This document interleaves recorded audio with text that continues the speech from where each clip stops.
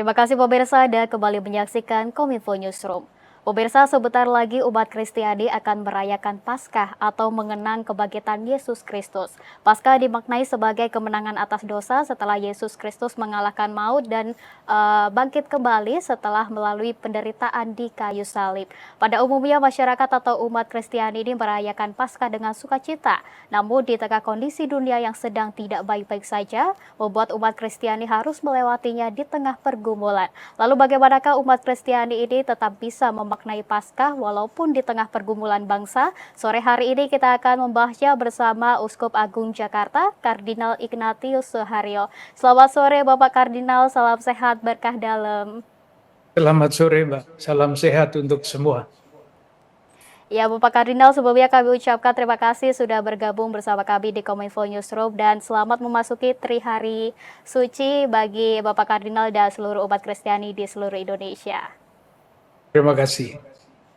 Ya, Bapak Kardinal, kita langsung ke inti pembahasan yakni terkait makna Paskah 2024 di tengah pergumulan bangsa. Nah, Bapak Kardinal, Paskah bagi umat Kristiani ini mengajarkan tentang nilai kasih, kemudian pengampunan dan juga harapan. Dan tentunya dalam menyambut Paskah di tengah suasana dunia ini yang sedang dilanda berbagai pergumulan begitu ya Bapak Kardinal, ada tekanan ekonomi, kemudian bencana alam yang terjadi di sejumlah daerah dan juga dinamika politik yang saat ini sedang ramai. Nah, tentunya ini juga menjadi refleksi tersendiri bagi umat Kristiani untuk menjalankan Paskah di tengah pergumulan itu tadi. Nah, kemudian Bapak Kardinal, bagaimana seharusnya umat Kristiani khususnya umat Katolik ini bisa memaknai Paskah di tahun ini agar tetap bisa memberikan dampak positif bagi masyarakat dan juga bangsa? Paskah itu pada dasarnya mempunyai pesan yang tetap dari tahun ke tahun, kapanpun. Pesan tetap itu ditunjukkan dengan simbolik di dalam upacara Sabtu Suci, Sabtu menjelang Minggu Paskah. Ketika upacara mulai, gereja itu gelap. Kemudian pada titik tertentu, gereja menjadi terang benderang. Jadi Paskah pada dasarnya adalah peralihan dari gelap, tanda petik, menuju terang. Atau dengan kata lain, mengingat Paskah awal, yaitu ketika umat Allah Perjanjian Lama dibebaskan dari perbudakan dan oleh Musa dibawa ke tanah terjanji. Jadi peralihan dari perbudakan menuju tanah terjanji. Dan masih banyak simbolik yang lain. Artinya, kita yang merayakan Paskah tidak cukup merayakan Paskah, tetapi mesti menjadi manusia-manusia Paskah. Maksudnya, yang merayakan Paskah mesti terus beralih dari tanda petik kegelapan menuju terang, dari perbudakan menuju anak-anak merdeka, anak-anak Allah yang merdeka. Dan sebagai manusia Paskah, kita mesti membawa pembebasan itu. Dan pembebasan dari perbudakan itu kan sekarang wujudnya sangat banyak. Bukan hanya perbudakan fisik, itu juga masih banyak sekarang. Kita kenal dengan istilah tindak pidana perdagangan orang. Tetapi kebodohan itu juga salah satu bentuk dari perbudakan. Keadaan tidak sejahtera itu juga salah satu wujud hidup di dalam keadaan tidak merdeka.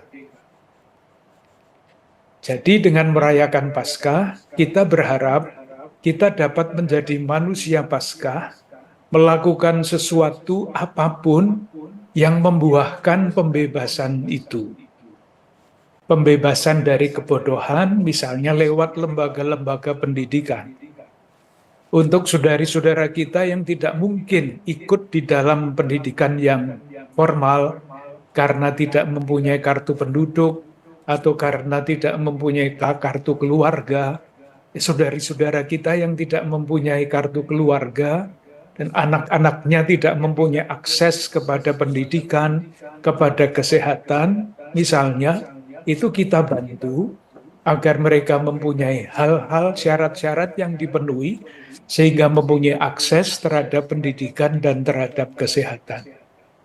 Misalnya seperti itu. Atau kalau kita mengambil sesuatu yang lebih umum, konseptual, kita sekarang banyak berbicara mengenai stunting. Anak-anak kita yang kekurangan gizi. Sementara orang lain, atau katakanlah tidak usah menyebut orang, tetapi data mengenai sampah makanan di Indonesia ini sangat mengerikan. Menjadi manusia pasca berarti tidak masuk arus budaya membuang. Jadi makan, beli banyak, dimakan sedikit, dibuang. Itu budaya membuang. Padahal sekian banyak saudara-saudara kita, anak-anak kita yang kurang gizi. Jadi membangun sikap, membebaskan diri dari budaya membuang, itu adalah Paskah. Dan tentu saja banyak hal besar lain yang bisa diceritakan, tapi nanti terlalu panjang. Nanti di dalam pembicaraan lebih lanjut kita bisa gali. Iya, Bapak Kardinal, berarti Paskah ini tidak hanya menjadi hari raya untuk umat Kristiani begitu saja ya, namun kita juga harus menjadi manusia Paskah yang harus merefleksikan diri untuk berubah atau peralihan dari gelap menjadi terang begitu ya Bapak Kardinal. Betul. Dan bukan Ya, hanya Paskah setahun sekali. ya Setiap hari betul. mesti menjadi Paskah bagi kita.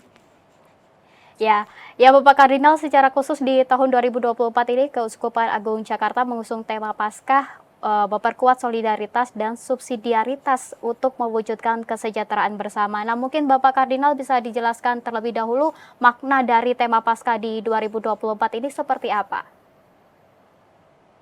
Sebetulnya tema ini adalah salah satu dari lima tema besar yang diturunkan dari yang kami sebut ajaran sosial gereja.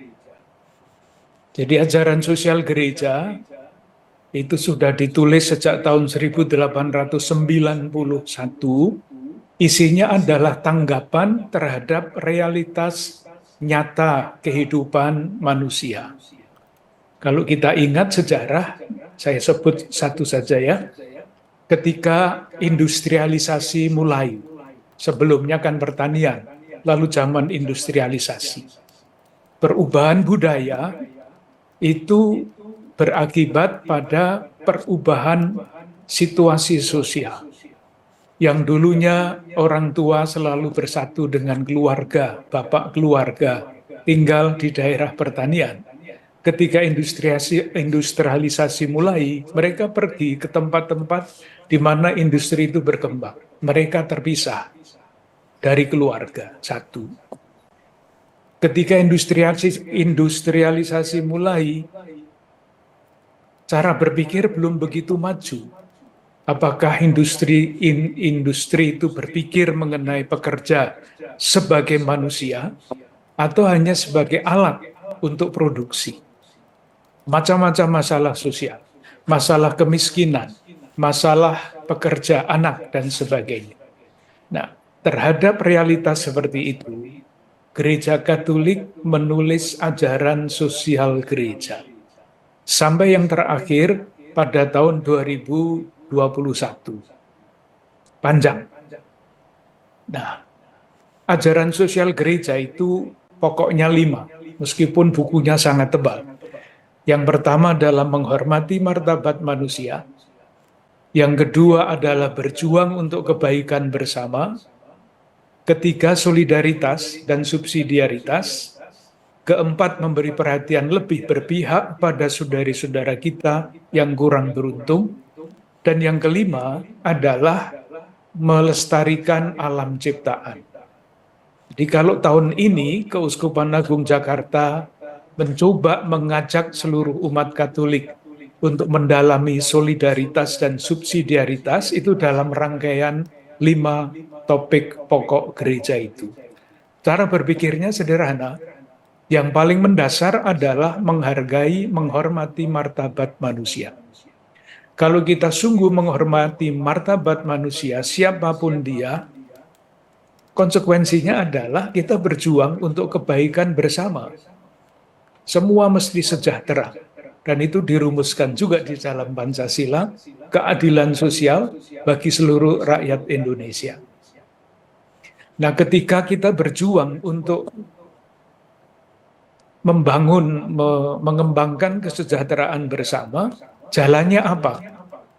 Tidak bisa lain kecuali membangun watak solider. Tidak ada jalan lain. Solidaritas. Ikut merasa bertanggung jawab untuk kebaikan bersama.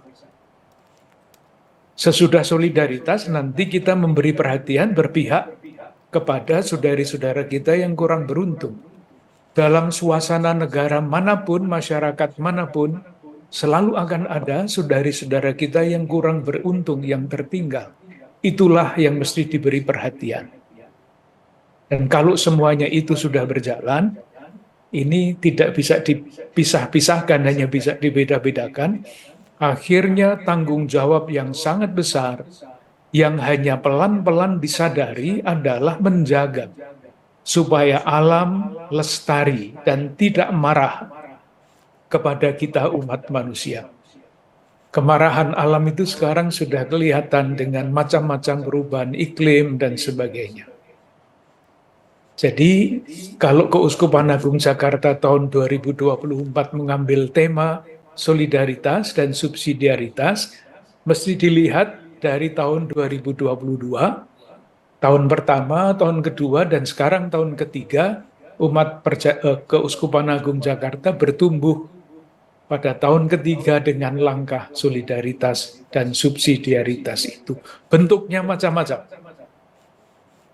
Ada yang berbagi menjadi orang tua asuh, ada yang mengajak saudari-saudara kita yang mempunyai usaha kecil untuk dibantu supaya produknya itu bisa diberi label yang memadai untuk dijual untuk kepentingan bersama. Banyak sekali. Ya, ya Bapak Kardinal, tentunya tema ini jangan hanya dijadikan sebuah tulisan saja begitu ya Bapak, tapi kita sebagai umat Kristiani juga harus menerapkannya dengan cara yang seperti Bapak Kardinal sampaikan tadi, dengan cara menghormati dan juga menghargai martabat manusia. Dan tema ini sepertinya juga beriringan dengan masa Prapaskah atau puasa gitu ya Bapak Kardinal, yang berbarengan juga dengan puasa Ramadan umat Muslim. Kemudian di bulan ini juga kemarin ada hari raya umat Hindu, yakni ada Nyepi, kemudian Kuningan, Galungan, dan tentunya momen ini jarang terjadi begitu ya Bapak Kardinal di tahun ini. Nah, kemudian apa pesan Bapak Kardinal dalam keberagaman Indonesia yang terjadi di bulan April yang istimewa ini Bapak Kardinal? Saya melihat satu hal yang sangat penting, Mbak. Ibadah puasa atau hari raya agama yang khusus itu adalah sebetulnya kesempatan bagi pemeluk agama yang berbeda-beda itu untuk sungguh-sungguh bertanya kepada diri sendiri, apakah saya sudah sungguh-sungguh hidup sesuai dengan iman kepercayaan saya? Apakah agama yang saya peluk itu sungguh-sungguh berpengaruh terhadap batin saya? Saya sering mendengar pertanyaan dari umat yang saya layani, pertanyaannya begini, Romo, di Indonesia ini ibadah-ibadah keagamaan sangat meriah. Tetapi mengapa korupsi juga semakin mengerikan? Itu pertanyaan tulus dari umat sederhana. Sangat sulit untuk menjawab, tetapi jawaban yang paling dasar adalah, menurut keyakinan saya, karena ibadah hanya lahiriah. Ibadah mestinya membangun atau mengubah kehidupan, memperbaharui kehidupan. Saya menggunakan istilah transformasi pribadi. Jadi ketika saya menghayati iman saya dengan baik, dengan sejati, atau istilah menterengnya otentik, pasti akan terjadi transformasi di dalam diri saya. Perubahan. Skala nilai, tata nilai itu berubah. Saya tidak hanya berpikir mengenai baik, tidak berpikir mengenai gampang dan menyenangkan, tetapi saya akan berperilaku menurut patokan baik dan benar. Saya tahu membedakan mana yang benar, mana yang salah. Itu sebetulnya indikator yang paling pokok untuk melihat apakah penghayatan agama saya itu hanya formal legal atau sungguh-sungguh masuk ke dalam batin, yaitu transformasi pribadi. Kalau transformasi pribadi itu terjadi dengan sendirinya, apalagi kalau kita melihat kehidupan bersama ya, itu kan ditentukan oleh satu negara, oleh bisnis, dan oleh masyarakat warga. Jadi yang perubahan transformasi pribadi atas dasar iman itu mesti terjadi di dalam diri orang-orang, saudara-saudara kita yang memimpin negeri kita ini. Mesti terjadi di dalam dunia bisnis, mesti terjadi di dalam masyarakat warga, dengan tanggung jawabnya yang berbeda-beda. Saya ambil salah satu contoh, salah satu tanggung jawab masyarakat warga, buah dari transformasi pribadi ini adalah hidup dengan berpegang pada kesepakatan yang sudah dibuat. Misalnya, saya sebagai warga masyarakat membawa kendaraan di jalan. Lah kan saya mestinya mentaati peraturan-peraturan lalu lintas. Itu tanggung jawab warga. Tetapi mengapa di tengah-tengah masyarakat kita, coba saja lihat jalan-jalan besar di kota kita atau di tempat lain, itu apakah peraturan lalu lintas yang begitu jelas itu ditaati atau tidak? Baru saja kemarin saya melihat televisi di gerbang tol di Halim, satu kecelakaan besar, truk menabrak 6 atau 7 kendaraan. Kok bisa? Itu karena saya sebagai masyarakat warga tidak hidup menurut kesepakatan. Dan untuk hidup menurut kesepakatan, itu memang membutuhkan transformasi. Dari orang yang tidak ambil pusing terhadap kebaikan keselamatan orang lain, menjadi orang yang taat kepada peraturan lalu lintas, supaya semua yang ada di jalan merasa aman. Iya. Dan ini buah dari transformasi batin, iman.